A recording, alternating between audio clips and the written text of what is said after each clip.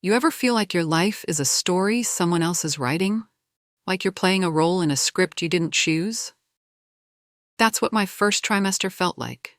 A strange, shimmering limbo, where my body wasn't mine anymore, and the people I loved most were starting to feel like strangers. I was 32, pregnant with my first child, a little girl who'd become my entire world.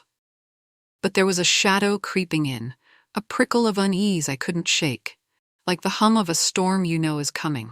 This is the story of how my husband and his father tried to control me, to rewrite me into their tragedy, and how I fought back.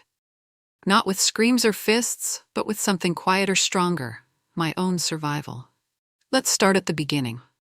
It was August in Astoria, Queens, and our third-floor walk-up was a sauna, the single-window unit rattling like it was begging for mercy. I was 12 weeks pregnant, my body a foreign landscape. Nausea crashing over me like waves, exhaustion settling into my bones like damp earth. But beneath it all was a quiet miracle. My daughter, a tiny pulse of life I'd seen on the ultrasound, her heartbeat a flicker that filled me with a love so fierce it felt like it could burn through me. Our apartment was small, cluttered with the relics of our 5-year marriage. The living room had a sagging green couch, its cushions worn thin from late-night talks and Netflix marathons. Daniel's architecture books teetered in stacks on the coffee table, their spines cracked from his endless sketching. My watercolor sketches, half-finished landscapes of the Hudson Valley, were pinned to the fridge, curling at the edges. The kitchen was barely big enough for two, its chipped formica table wedged against a window overlooking a fire escape and the brick wall next door. The city's pulse seeped through the walls, car horns, sirens, the rhythmic clatter of the 7 train a block away. I'd sit on the couch, one hand on the faint swell of my belly, the other clutching a mug of ginger tea, its steam curling into the sticky air. I was a part-time graphic designer, working from home for a small firm that made branding for local businesses, logos for delis, flyers for yoga studios. It was steady but uninspiring, my laptop on a folding desk in the corner, surrounded by paintbrushes and sketch pads I hadn't touched since the pregnancy test turned positive. Standing too long made my head spin, but the flexibility let me rest when I needed to. Daniel was an architect, or at least he was trying to be. He scraped by on freelance drafting jobs, chasing a big break that always seemed just out of reach. He'd come home late, his hazel eyes tired but warm, and kneel by the couch to kiss my forehead. "How's my girl?" he'd ask, his hand brushing my belly, and I'd smile, picturing our daughter with his curly hair and my freckles. Those moments felt like us, solid, hopeful, a team building a future. But even then, there was something off. A flicker in his gaze, like he was searching for something I couldn't give him. I didn't see it clearly at first. I was too busy falling in love with the idea of our family. I met Daniel 6 years ago at a friend's art gallery opening in Brooklyn. I was 26, fresh out of art school, my portfolio full of dreams I hadn't yet sold. He was leaning against a wall, a beer in hand, his flannel shirt rolled to the elbows, studying a painting of a stormy sea. "You like it?"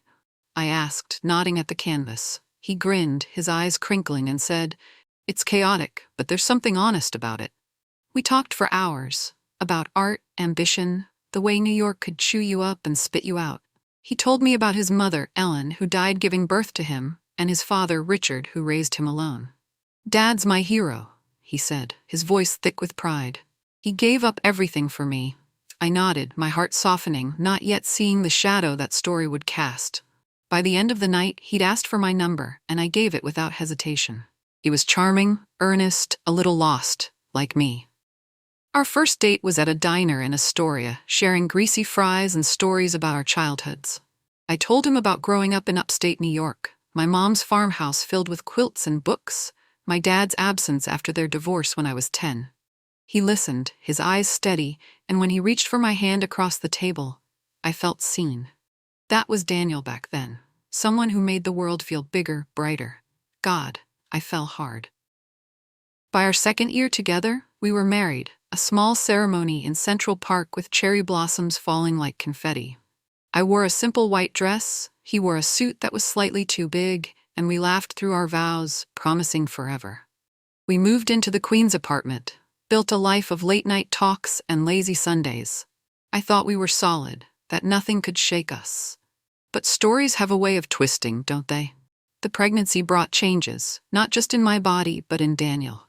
At first, it was subtle, a question that lingered too long, a glance that didn't quite meet mine. He'd ask about my doctor's visits with an intensity that felt off. "What did Dr. Patel say? Everything's normal, right?" I'd nod, confused by his tone, and he'd relax, but only for a moment, like he was bracing for something I couldn't see. His father, Richard, was worse. He called daily, his voice booming through the speakerphone, filling our tiny living room with his presence. "How's my girl doing?" he'd ask. But it wasn't warm. It was probing, like he was testing me. "You eating enough? Resting?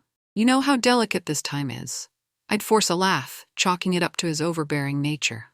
Richard was a retired firefighter, a man who wore his heroism like a second skin, his broad frame and gray eyes commanding every room. But his concern felt less like care and more like surveillance, and it set my teeth on edge.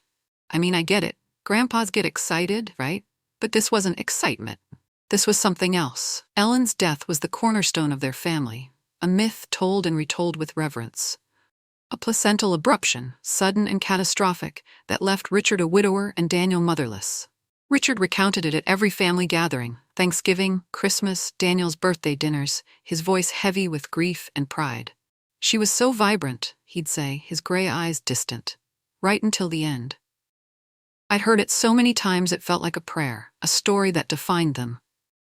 But now it was turning on me, its shadow growing with every week of my pregnancy. I didn't realize it then, but I was stepping into her role, and they were writing the ending. The first real red flag came on a Tuesday evening, the air thick with humidity. We were at the kitchen table, the fluorescent light buzzing faintly overhead. Daniel pushed a plate of pasta toward me, his hands fidgeting with a pen. "We should get your affairs in order," he said, his voice low, like he was confessing something shameful. I froze, my fork halfway to my mouth. "My affairs?" I echoed, a nervous laugh bubbling up. "I'm not dying, Dan. I'm pregnant." His face tightened, his jaw working as he looked away, out the window where the city lights smeared against the dusk. "It's just responsible," he said. "You know, because of my mom." Those words, "because of my mom," hit like a stone in my chest. I'd heard about Ellen's death 1,000 times, but this was different. This was personal, like he was already preparing for me to follow her. I tried to laugh it off, to lighten the moment. "Babe, I'm fine. Dr. Patel says everything's perfect." But he didn't smile. He just nodded, his eyes distant, and changed the subject. That night, I lay awake, the city's hum a restless pulse outside, my hand on my belly. Something was wrong, but I couldn't name it yet. Richard doubled down. A week later, he mailed us a binder labeled End-of-Life Planning. Its pages crisp and clinical, filled with checklists for wills, funeral preferences, and asset inventories. He brought it over during one of his visits, his aftershave sharp in the air as he sat on our couch, his bulk making the springs creak. "It's practical," he said, his gray eyes pinning me in place. Ellen didn't plan, and it was chaos. Chaos. That's what he called losing his wife. Not tragedy, not grief, just chaos, like it was my job to prevent it. I wanted to scream that I wasn't Ellen, that my pregnancy was healthy, that Dr. Patel had called it textbook. But I was tired, my hormones a storm in my blood, and I wanted to keep the peace. So I nodded, my stomach twisting, and tucked the binder on a shelf where it sat like a curse. That's when I started my journal, a spiral notebook tucked in my nightstand, where I could spill the unease I couldn't say out loud. September 12th, Daniel asked if I'd written a will yet. Said it's for the baby. I told him I'm fine, but he got quiet, angry. Something's wrong, but I don't know what. Writing it down made it real, and the act of naming my fear gave me a thread of strength. I'd sit by the window, the city's hum a backdrop, and write until my hand ached, trying to untangle the knot in my chest. The weeks blurred, each day a mix of wonder and dread. My pregnancy was a quiet joy. Feeling her first flutters at 16 weeks, like tiny bubbles in my belly, or imagining her tiny hands when I saw the ultrasound. But Daniel and Richard's behavior was a shadow over it all. Daniel's attentiveness turned into hovering, his questions sharp-edged. "You sure you should be walking so much?" he'd ask when I laced up my sneakers for a stroll around Astoria Park. That park was my sanctuary, its paths winding past the East River, the Manhattan skyline glinting in the distance. I'd walk slowly, my hand on my belly, breathing in the scent of grass and salt water, feeling my daughter's kicks like a promise. But Daniel's warnings followed me. "You don't want to overdo it," he'd say, his voice tight. I'd nod, my smile forced, and keep walking, but the weight of his worry clung to me. Richard sent articles about childbirth complications, emailed with subject lines like "important read." I'd find them after work, my laptop screen glowing in the dim apartment. One detailed a rare hemorrhage, another a fatal embolism, each a mirror of Ellen's death. I deleted them, my hands shaking, but their words lingered, burrowing into my thoughts. They were planting seeds of doubt, and I hated them for it.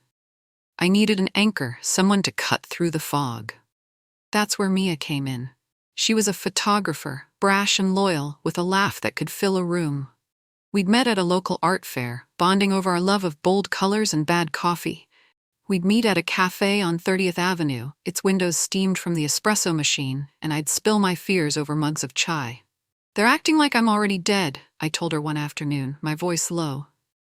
Mia's eyes narrowed, her fingers tapping the table. "That's not worry, Sarah. That's control." Her words hit like a slap, and I sat back, my chai growing cold. She was right, but I wasn't ready to face it, not fully. I wanted to believe Daniel was just scared, that Richard was just overprotective. But Mia saw it for what it was, and her clarity gave me courage. Sometimes it takes someone else to name the truth you're too afraid to see. By 20 weeks, my belly was a gentle curve, my daughter's kicks a quiet testament to the life growing inside me. I was falling in love with her, with the idea of being her mom. But Daniel and Richard's obsession was suffocating.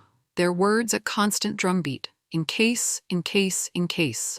I thought I knew my husband, I thought I knew his father. But I was about to learn that love can twist into something else. Something that looks like care but feels like a cage. And when the truth came out, it would change everything.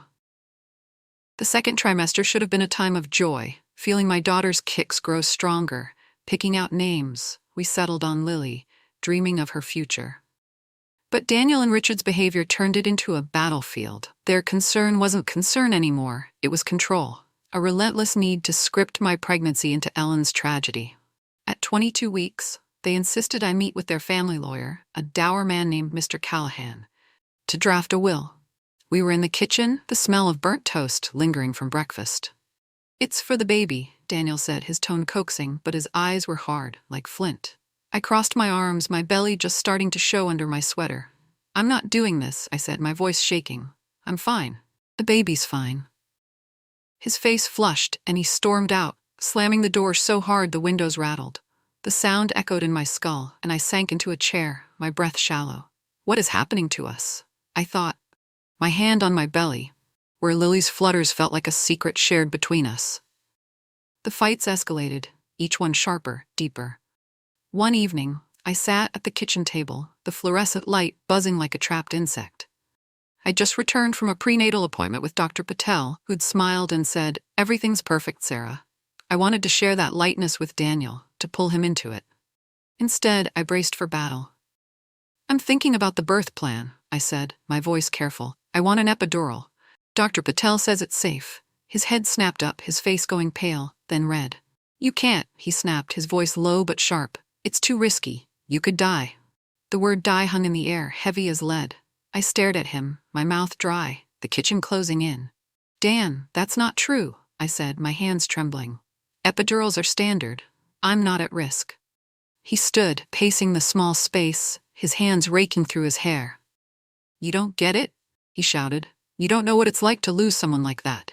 His words were raw, but there was something rehearsed about them, like he was reciting a script. I stood too, my belly a quiet shield, and faced him. "I'm not your mom," I said, my voice steady despite the tremor in my chest. "I'm not Ellen, and I'm not going to die." He froze, his eyes wide, and for a moment I thought I'd reached him, but then his face twisted and he shouted, "You're being selfish." I stepped back, my hip brushing the counter, the city's hum a distant roar. I wanted to scream, to shake him, but instead I said, "This is my body, my choice."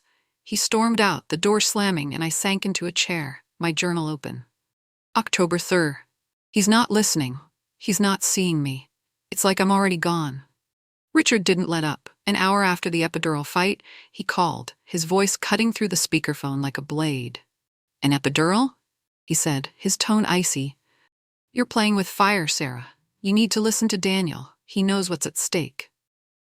I stood in the kitchen, the phone on the counter, my hands gripping the edge. "I'm making my own choices," I said, my voice low. "This is my body, Richard." He hung up without a word, and the silence was louder than his voice had been. I wrote in my journal until my hand cramped.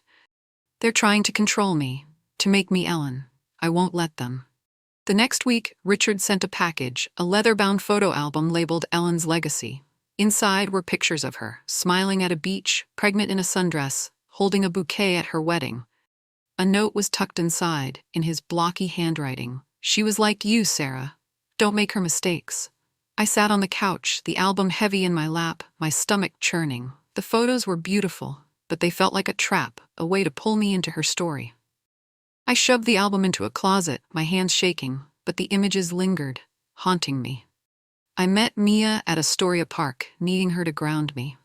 The park was alive with autumn, the leaves a riot of red and gold, the East River glinting under a pale October sky. We sat on a bench near the Hellgate Bridge, its red arches stark against the clouds.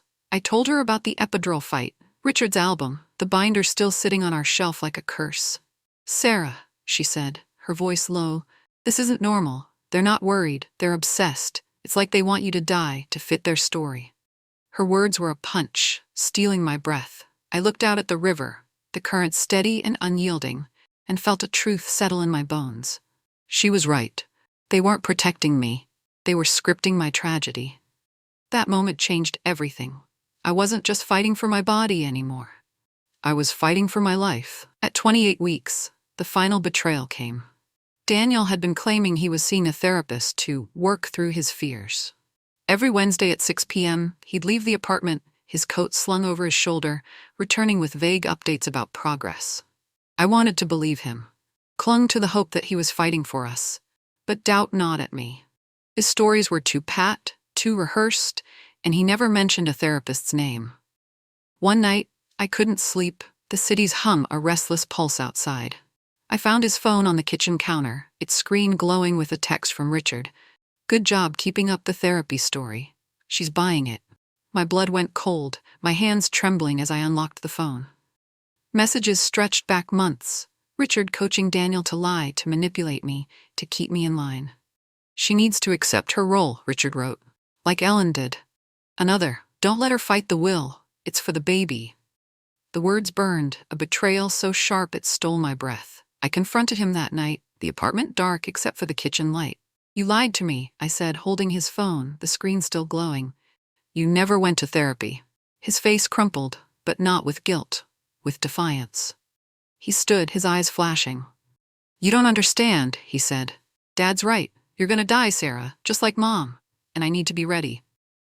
I saw him clearly then, not as my husband, but as Richard's pawn, desperate to prove himself worthy of a myth.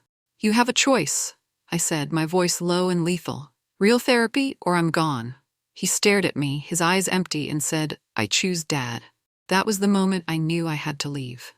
The next morning, I packed a suitcase, clothes, toiletries, my journal, a few watercolor brushes I hadn't touched in months. The apartment felt like a stranger's, its walls holding too many fights, too many lies.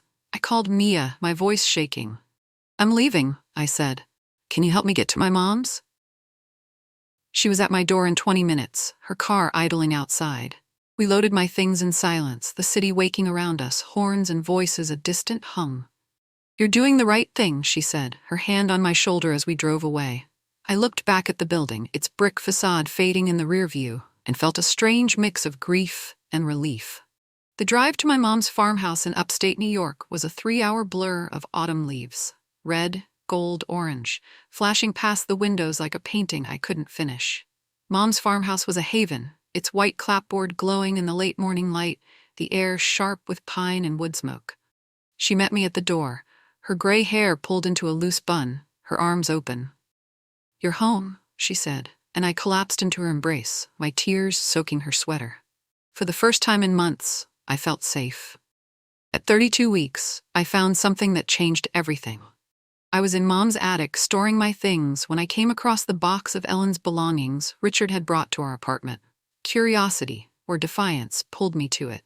I opened the lid, the scent of old paper and lavender rising. Inside were the photo album, the quilt, the baby shoes, and a bundle of letters tied with a faded ribbon. They were Ellen's, written to Richard during her pregnancy.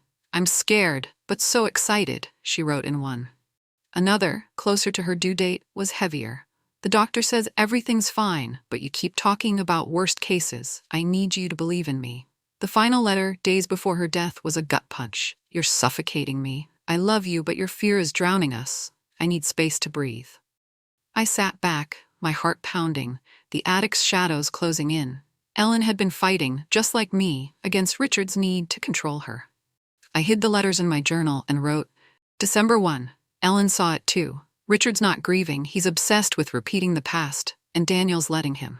At 39 weeks, labor began on a crisp November morning, the sky a pale, endless blue. Mom drove me to the hospital, her hands steady on mine as contractions tightened my body. The labor was long, grueling, but I felt powerful, alive. The hospital room was sterile, its walls pale green, the air sharp with antiseptic. The epidural brought relief, and I laughed through my tears thinking of their dire warnings. Lily was born at 3:17 a.m., her cry piercing the quiet. I held her, skin to skin, her tiny body warm against my chest, and sobbed, not from pain but from triumph. I'd done it. I'd survived, and they were wrong. She was perfect. Dark eyes, tiny hands, a whole future waiting for her. And I was her mom. I moved into a small apartment near Mom's, a one-bedroom with slanted floors and a window overlooking a maple tree. Lily's crib was tucked beside my bed, her gurgles a new soundtrack to my days. I started painting again, small watercolors of Lily's hands, her eyes, the woods outside Mom's house. The divorce was a battle, but I was ready. My lawyer, Karen, was a force, guiding me through hearings with evidence, Richard's voicemails, Daniel's texts, Ellen's letters. The judge granted me full custody, with Daniel allowed supervised visits, no contact with Richard. My revenge wasn't loud or violent. It was quiet, deliberate. I chose myself. I chose Lily. I walked away from their shadows and into the light, a mother, a survivor, whole. Daniel fought for custody, but his instability was undeniable. Richard's harassment continued, letters, voicemails, even showing up at Mom's. But the restraining order held. I rebuilt my life, painting, therapy with Dr. Ellis, and Lily's milestones anchoring me. Now, Lily is 9 months old, her laughter filling our apartment. My paintings line the walls, bursts of color against the white. The scars remain. Daniel's betrayal, Richard's control, but they're fading, softened by Lily's warmth, Mom's love, Mia's friendship. They wanted me to be Ellen, to die in their story. But I'm Sarah, and I'm alive. Until next time, stay strong.